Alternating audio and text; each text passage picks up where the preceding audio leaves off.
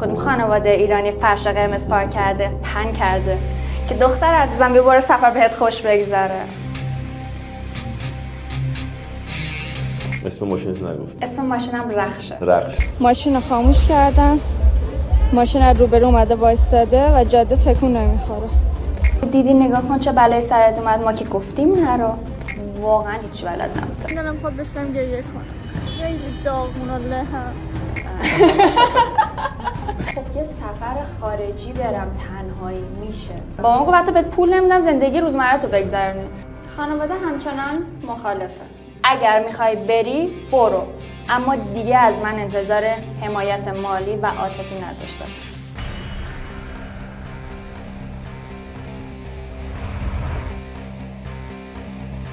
پرستو خیلی خوش اومدی. سلام، خوشحالم که اینجا.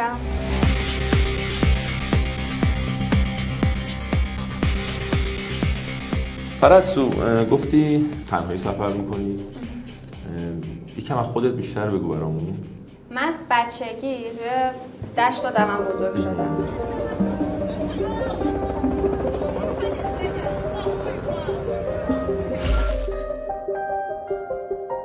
پدرم برای روستاهای کرج بود، پدر بزرگم باغدار بود، مادرم بر روستاهای دماوند و پدر بزرگ اون سمت هم زمین کشاورزی داشت.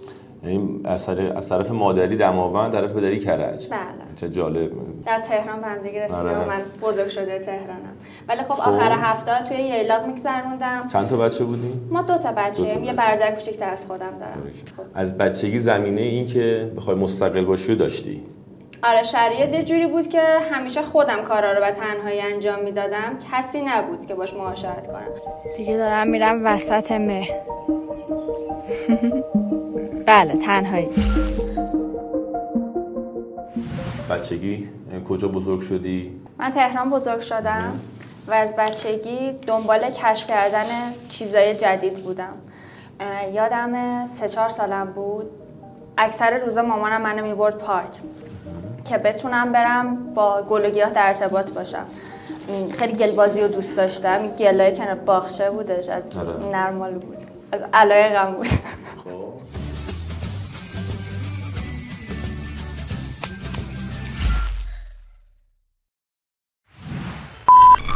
همون که از من یه داستان رو مود خندم بیافتم دیگه سخت برگرد. اینجا مجبوری باید وایسی، تو باید بریم الان کار داریم. خب دوستای زیادی از بچگی داشتم، عاشق ارتباطات بودم. برخلاف اینکه خانواده‌ام خب خیلی علاقه به این حجم از ارتباط زیاد من نداشتم، اما من کار خودم رو انجام میدادم. بعد دانشگاه کجا رفتی؟ دانشگاهم من کاردانیمو دانشگاه شریعتی بودم، کارشناسیمو دانشگاه میراث فرهنگی. همش هم رتبه شدم، درس میخوندم. درس که خیلی خوبه. قرار هستش که ما بریم مثلا دیگه یعنی شدی لیسانس معماری. لیسانس معماری. پرستو لیسانس معماری چجوری با حالا سفر اصلا آشنا شد؟ اصلا وارد حیطه سفر شد؟ سفر با طبیعت برای من شروع شد. طبیعت رو دوست داشتم. همونجوری که گفتم از بچگی توی طبیعت بزرگ شدم. می‌خواستم برم که جاهای جدیدی رو کشف کنم. پا فراتر بذارم از نقطه امنم. ماجراجویی برام جذاب بود. اشتیاقی که داشتم کمکم کرد که این مسیر رو شروع بکنم و جسارتم کمکم کرد که این مسیر رو ادامه بدم. اونجا که مولانا میگه سیر نمیشوم ز تو نیست جز این گناه من، الان دارم حس میکنم که واقعا دارم نمیخواد اینجا رو برم، از اینجا برم، ولی داره بارون میاد، جاده یه تیکش شیبه و جوریه که اگه لیز بشه با این ماشین نمیتونم برم بالا. حالا بریم ببینیم یه جاده دیگه هم هست، اون چه مدلیه. پدر مادرت اوکی بودن سر این موضوع؟ نه اصلا. کدوم خانواده ایرانی فرش قرمز پارک کرده، پن کرده که دختر عزیزم بیا برو سفر بهت خوش بگذره، همچین چیزایی. مثلا واکنششون چی بود؟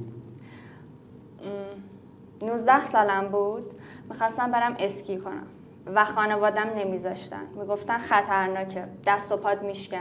مگه همه دوستات دارن میرن اسکی که تو هم میخوای بری؟ حالا کما اینکه بعضی از دوستان میرفتن واقعا. ولی اینجوری بود که خب اوکی دلیلی نداره، این همه ورزش توی دنیا هست میتونی بری اونا رو انجام بدی. اما من میخواستم برم اسکی کنم، دلم اونجا بودش. با هر ضرب و زور بود گفتم اوکی من میرم، من کار خودم رو انجام میدم.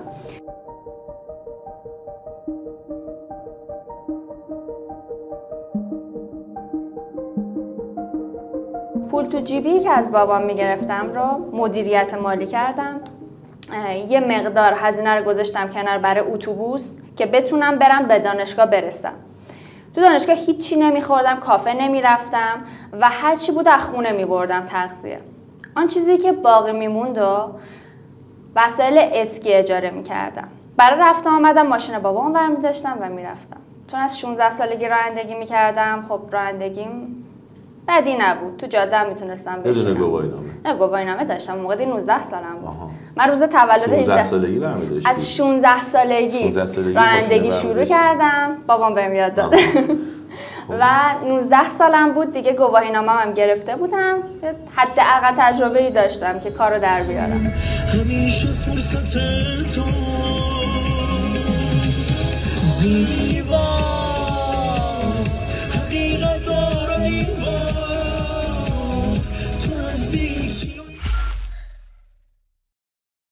تنها پولی که دیگه پول برام نمیموند برای مربی ها اینا. مجبور بودم که بقیه رو نگاه کنم. اون موقع مثل الان نبود که بریم یوتیوب رو نگاه کنه، آموزش فلان و اینا، همچین داستانایی نبود.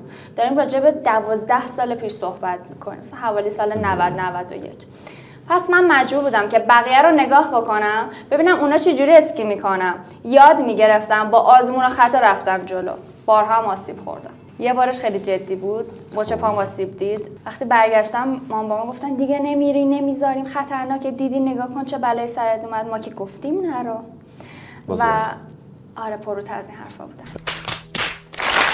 بعد این آروم آروم رسیدیم به سفر دیگه.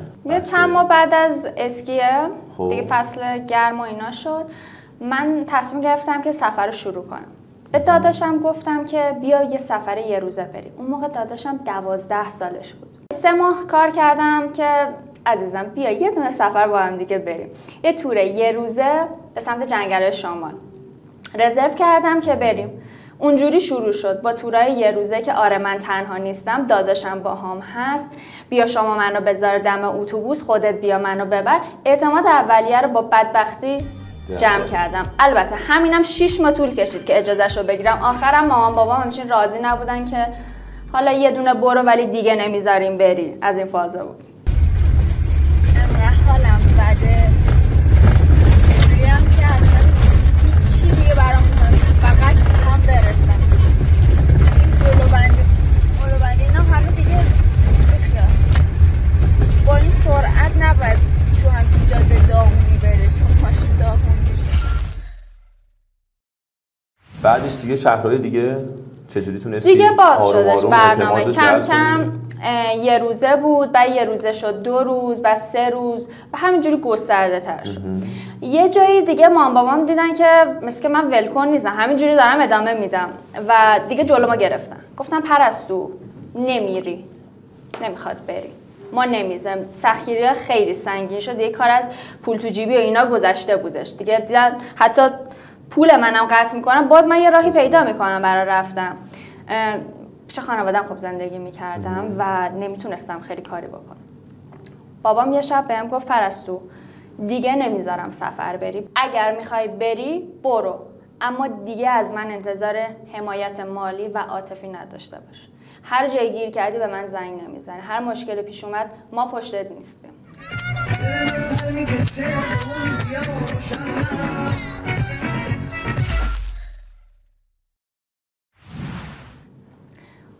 دوراهی خیلی سختی بود.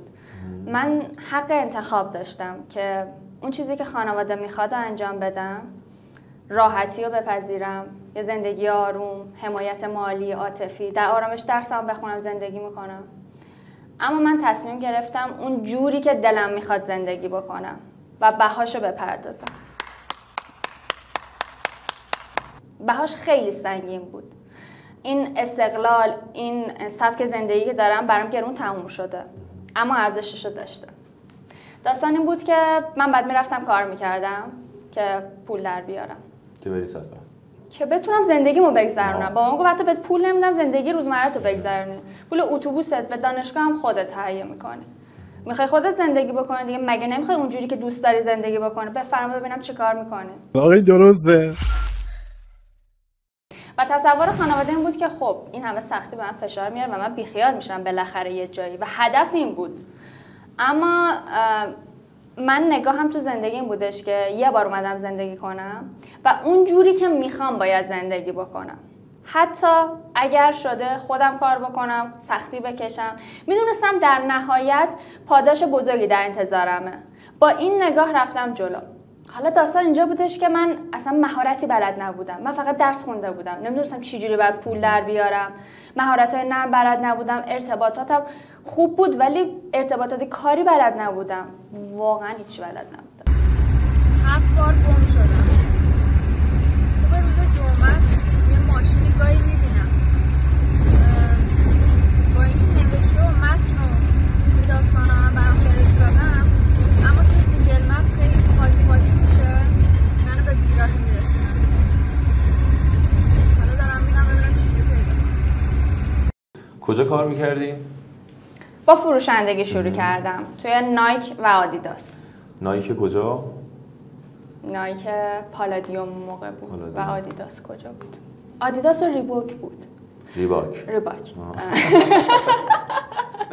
خب بس کلا هیته ورزشی بودش. ارگ تجریش. آره. بچگی ورزش رو دوست داشتم. خب چند وقت اونجا فروشندگی میکردی؟ دیگه موقتی بود چون دانشجو بودم نمیتونستم همزمان هم درس بخونم هم کار کنم.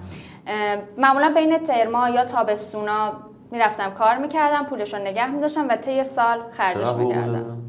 واقعا یادم نمیاد. فقط میدونم در این حد بود که میتونستم گذران زندگی بکنم. اما مشکل اینجا بود که من حق انتخاب خیلی نداشتم. یا سفر یا لباس. بابا جون گرونه داداش جون گرونه. نمیصرفه الان پیرن 200 تومنه. یا سفر یا کافه با دوستا، یا سفر یا با تاکسی این ور اون ور رفتن. من تا وقتی که ماشین بخرم اتوبوس سوار می‌شدم. اتوبوس واحدا اون زمان خیلی داغون بودن و کولر نداشتن. تابستونا عذاب الهی بود با اتوبوس این ور اون ور رفتن. ولی اینجوری بودم که پرستو اگه الان با تاکسی بری سفر بعدی کنسله، چون اونقدر پول نداشتم که بخوام همش برسم. اینقدر عاشق سفر بودی که حاضر بودی یه رفاهی رو از دست بدی که یه سفری بری. دقیقاً. آخه نگاه این بودش که صرفا نمیرم سفر خوش بگذرونم و به به و چه چه. اگه قرار باشه خوش بگذرونی که راههای آسون‌تر و راحت‌تری برای خوشگذرانی بود. نگاهم بود که وقتی سفر میرم با آدم‌های مختلف آشنا میشم باعث میشه که پرستو ساخته بشه. شخصیت من ساخته میشه طی این سفرها. تجربیات جدیدی که پیدا میکنم، خلاقیت من افزایش میده، نگاه من به زندگی تغییر میکنه. و واقعا جایگاهی که الان هستم و مدیون تمام سفرهایی که تو زندگیم رفتم. جایگاهت من کجاست؟ الان اعتماد به نفسی که دارم، قدرتم، جسارتم، کاری که دارم انجام میدم، معاشرتام و هر چیزی که دارم. یعنی پاداش اون سختی‌ها رو اینا رو می‌بینی که جسارت و تازه یه بخش کوچیکی از دستاوردهای سفر کردنم. یکم دور شدم قدم بزنم توی جنگل ولی خیلی نمیتونم برم برای خودم گشت گذار کنم. بیاد داستانهای تنها سفر کردن دیگه و حواسم به امنیتم باشه و نزدیک بقیه باشم. صحبت جایگاه کردی. شاید بهتره بگم به ثباتی که رسیدم. ثبات شخصیتی، مالی، اجتماعی، کاری. چقدر خانوادت با این اعتماد به نفس کنار اومد که تو دونستی کاراتو خودت انجام بدی؟ خانواده همچنان مخالفه. نگرانه، ولی خب نگاه مادرم اینه که من تو رو به خدا میسپارم.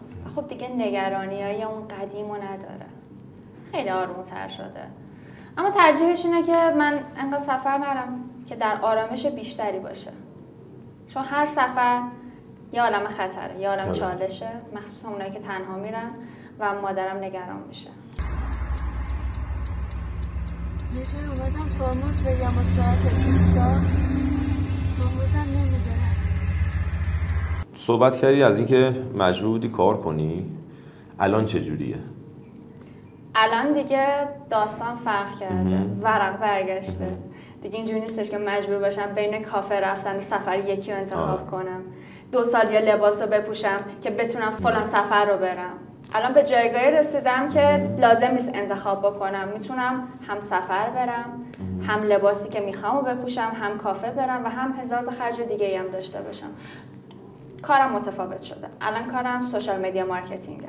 رشد کسب و کارها حوزه آنلاین کمکشون میکنم که افزایش فروش داشته باشن. انواع مشاوره ها دارم که چه مدلی پیجو بیاریم بالا، هدفشون چیه، میخوام به فروش برسن، محصول دارن، آموزش دارن.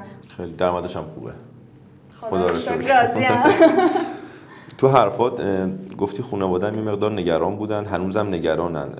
با این نگرانی چجوری کنار اومدی که مامانت مثلا تماس بگیره تو حالا یا یه شهر دیگه‌ای باشی یا اصلا بتونی اون شرایط رو براشون توضیح بدی که من یه جای امنی هستم تو سفر و خیالتون راحت باشه؟ چجوری تونستی اینا رو کنار بیاری؟ مثلا واقعا امن بوده برات که گفتی یا مثلا امن نبوده تو فقط برای اینکه اونا نگران نباشن ادای امن بودن رو درآوردی؟ همیشه راستشو گفتم به خانواده. خب طبیعتا وقتی تو سفرم ترجیح میدم خانواده نگران تر نکنه، همینجوریش نگرانم. اما اگه نیاز به کمک داشتم، کمک‌ها چجوری بود؟ مامان برام دعا کن. واقعا دارم خود داشتم گریه کنم. خیلی داغون و لهم. همه تنم درد میکنه. چی میرم نمیرسم.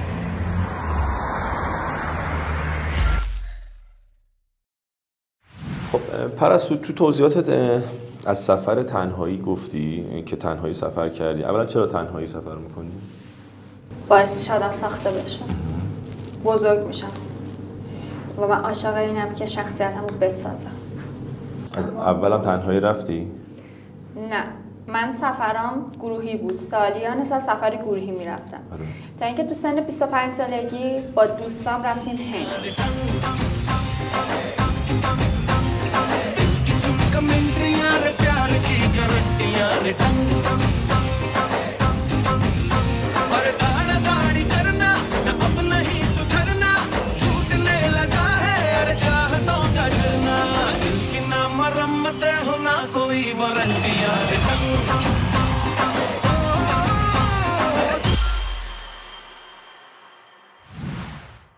با دوستام رفتیم هند، اونم با تور نبود. اونجا دختر پسرای اروپایی دیدم که 18-19 سالشون بود و با یه کوله دنیا رو میگشتن تنها. این فکر اومد توی ذهنم که پس تنهایی میشه سفر کرد. و چون شنیده بودم، اما شنیدن که با بعد مانند دیدن، اونجا اتفاق افتاد. وقتی برگشتم ایران پس ذهنم بود که خب یه سفر خارجی برم تنهایی میشه. و چون اولین بار آدمای خارجی دیده بودم که این کار انجام میدن، نگاهم بود که توی سفر داخلی نه. پس اولین سفر تنهایی ما سفر خارجی رفتم. چه سالی؟ سال 1401 بود. کجا؟ قرقیزستان، قزاقستان، آذربایجان، ترکیه. چه چالش‌هایی اونجا پیش اومد؟ خیلی چالش داشتم، میمردم تو کوهستان‌های قرقیزستان. چی شده بود؟ کولم خیلی سنگین بود. زمینی رفتی یا هوایی؟ ترکیبی. از این ور رفتم اونور در اومدم. کجا؟ برامون بگو از کدوم شهر شروع کردی؟ آره. با چی رفتی؟ از تهران با اتوبوس رفتم لب مرز ایران و ترکیه. خب زمینی رد شدم، رفتم شهر وان. از اونجا با یه پرواز داخلی رفتم استانبول. از استانبول با یه پرواز رفتم بیشکک، پایتخت قرقیزستان. اونجا رو گشتم و زمینی رفتم قزاقستان. یه چند روزم اونجا بودم و از قزاقستان شهر آلماتی با پرواز رفتم باکو توی آذربایجان.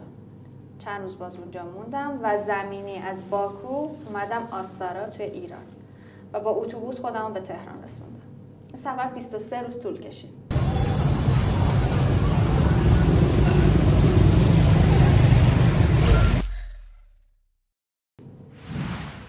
ببین هر کی اینا رو میشنوه فکر می‌کنه تو یه بچه پولداری هستی که 23 روز تو گذاشتی و هزینه‌های سنگینی هم کردی، ولی من میخوام توضیح بدی ببینیم واقعا چجوری تونستی به شکل اقتصادی سفر کنی. اصلا واقعا اقتصادی بود این سفر؟ تنها سفر کردن اقتصادی نیست.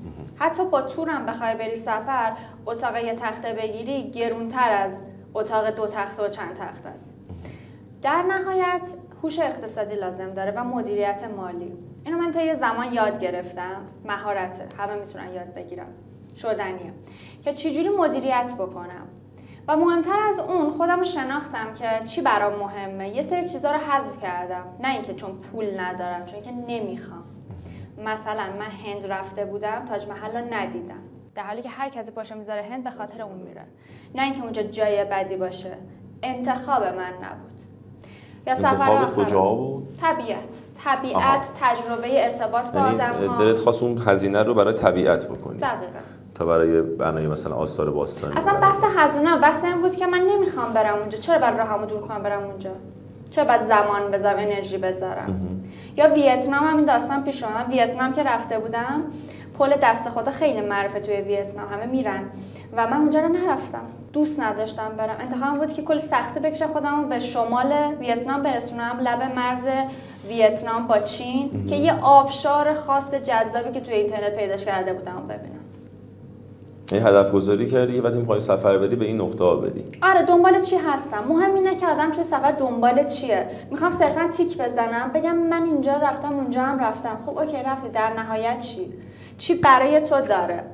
صرفا تیک زدن هدفها برام جذاب نیست. برام مهم اینه که اون چیزی که من میخوام و ازش لذت ببرم، یه سکونی، یه آرامشی داشته باشه، باهاش خوشحال باشم، کما اینکه شادی از درون میاد.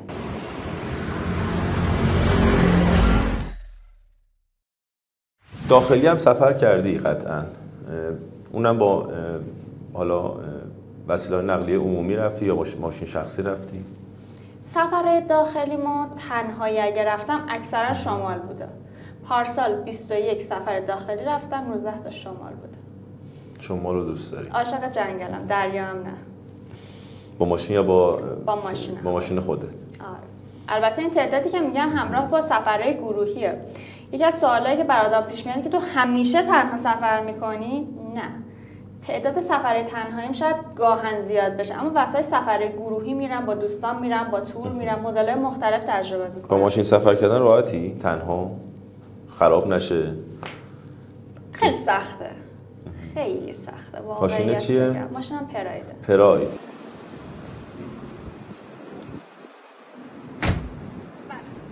یعنی با قدیمی. یعنی با پراید سفر کردن رو ترجیح میدی تا با حالا اتوبوس یا قطار یا هواپیما؟ قطعاً. من عاشق سفر با ماشین شخصی ام. عین خونه میمونه. امکانات داره، راحتی، احساس تعلق خاطر داری به یه جایی.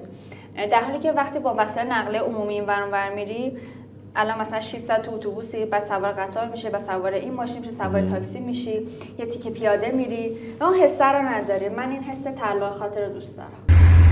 بالاخره دارم میرم کلبه جنگلی. نمیدونید چند روزه دارم با صاحب کلبه صحبت میکنم. یه هفته است. همش بهم میگه که معلوم نیست. اگه برف زیاد بشه خودمونم نمیتونیم بریم و اینا. نزدیک 600 کیلومتر رانندگی کردم تا اینجا. دیگه دارم میرسم به جایی که به خاطرش اومدم. سفرهای گروهی هم که میرفتم، اصلا سفرهای گروهی با تور همشون که مثلا 90% با ماشین شخصی بوده. این شد که برای سفر تنهایی هم سفر با ماشین شخصی خودم رو شروع کردم. اسم ماشینت نگفتی؟ اسم ماشینم رخشه. پرستو با رخش گفتی خیلی شمال رفتی، تو جاده ها بودی، قطعاً چالش هم داشتی. برخلاف چیزی که تو ظاهر رخش میبینین که خیلی قدیمیه و داغونه، درونش بدتره، اما تا حالا منو جایی نذاشته. خراب شده، هزینه داشته، اما اسیرم نکرده. از مکانیکی سر در میاری؟ مکانیکی بلد نیستم، اما از اونجایی که خب ماشین قدیمیه عادت دارم، انواع صداها رو میشناسم. اگه صدای ماشین تغییر کنه تقریبا میتونم حدس بزنم که مربوط به کدوم بخشه، آیا چقدر خطرناک نیست و اولین مکانیکی نشون میدم. خب قطعا توی این سفرهایی که داشتی هم چالش داشتی هم ترس. من میخوام ببینم بیشترینش کجا بوده؟ یادمه یه بار قرار بود برم شمال و توی یه روز اولش با گروه همراه بودم، یه گروهی که نمیشناختم و زمستون بود، هوا سرد، حرکت ساعت 5 صبح تهران به سمت سوادکوه. من بهشون گفتم که چون شبه من آرومتر رانندگی میکنم و خب شرایط ماشینم هم جوری نیست که بخوام باش پرواز بکنم. این شد که این درخواست رو انجام داد. خوب داشتیم پیش میرفتیم تا بعد از دماوند که رد کردیم جاده خیلی خلوت شد. دیگه داره سخت میشه. زمستونم بود، هوا سرد، منفی، بخاری ماشینم خراب شده بود و من داشتم میلرزیدم توی ماشین. گفتم خب اوکی، حالا یه ساعت دیگه آفتاب میاد بالا و گرم میشیم. تو همه این بودم که یهو دیدم بچه‌ها از من فاصله گرفتن و رفتن و جوری بود که حتی نمیتونستم زنگ بزنم یا وایستم بگم که بچه صبر کنین من برسم.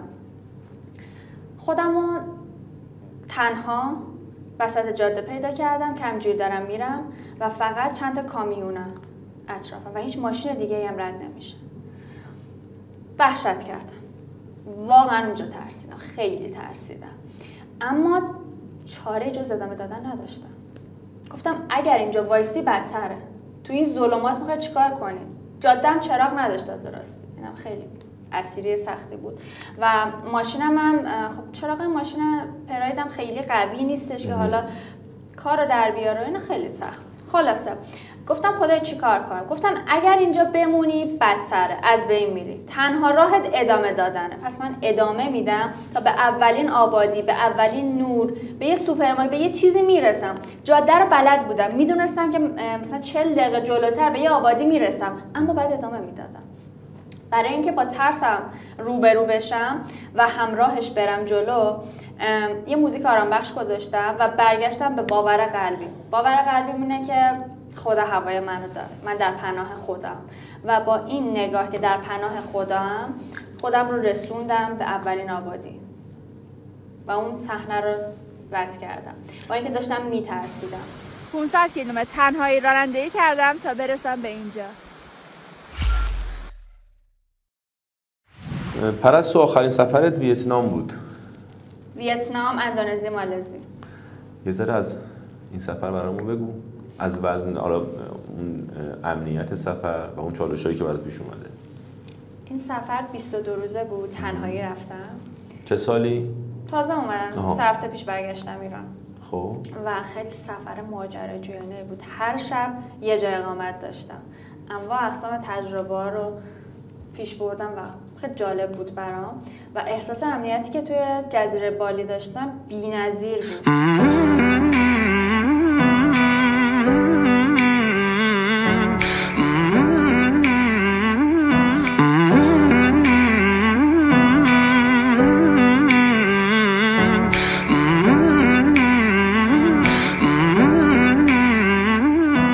شبا در هاستل رو گاهن نمیبستن، انقدر امر بود. با خیال راحت گوشی تو میگرفتی و خیابون دستت فیلم میگرفتی و همه آدما بهت لبخند میزنن. خیلی مهربون، حس خوب داره و اینجوریه که چقدر زندگی داره خوش میگذره اینجا، چقدر همه راحت دارن زندگی میکنن. پرستو توی سفر آخرت دچار چالشی شدی؟ آره، چالش که زیاده. روح ماجراجویی با چالش گره خورده. یکی از بدترین لحظات تو این سفر زمانی بود که مریض شدم، وقتی که ویتنام بودم.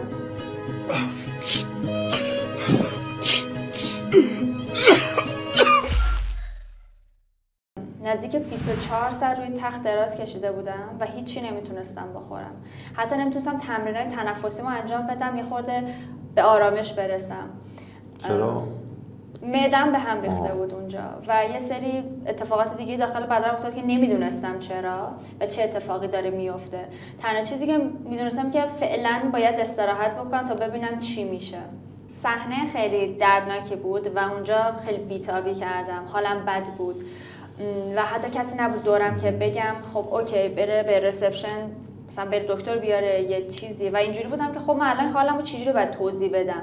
اینا انگلیسیشون خوب نیست تا من بگم که داستان چیه و فلان، اصلا یه ولش کن، اصلا نمیتونن، توانشو ندارم بخوام با این جزئیات توضیح بدم. اجازه بدم بدنم خودش درمان کنه. و 24 ساعت وقتی استراحت کردم حالم بهتر شد. تو این فاصله هم زنگ زدم به مادرم توی ایران و ازش خواستم که برام دعا بکنه و دعای مادر همیشه جواب میده. خب پرستو، با توجه به تجربه‌ای که داشتی چه پیشنهادی میدی برای زنانی که میخوان مثل شما مستقل سفر کنن، استقلال داشته باشن و تنهایی برن؟ اولین قدم اینه که دستت تو جیب خودت باشه. مهم نیست چه کاری، چی جوری. یک قدم برداریم، حتی شده با درآمد کم، با پول کم شروع کنیم، اما خودت پول در بیاری. چون یه جمله معروف هستش که میگه کسی که خرجتو میده میتونه اختیار زندگی تو دستش بگیره. زیر 30 ثانیه دوش گرفتم. بابا بولم.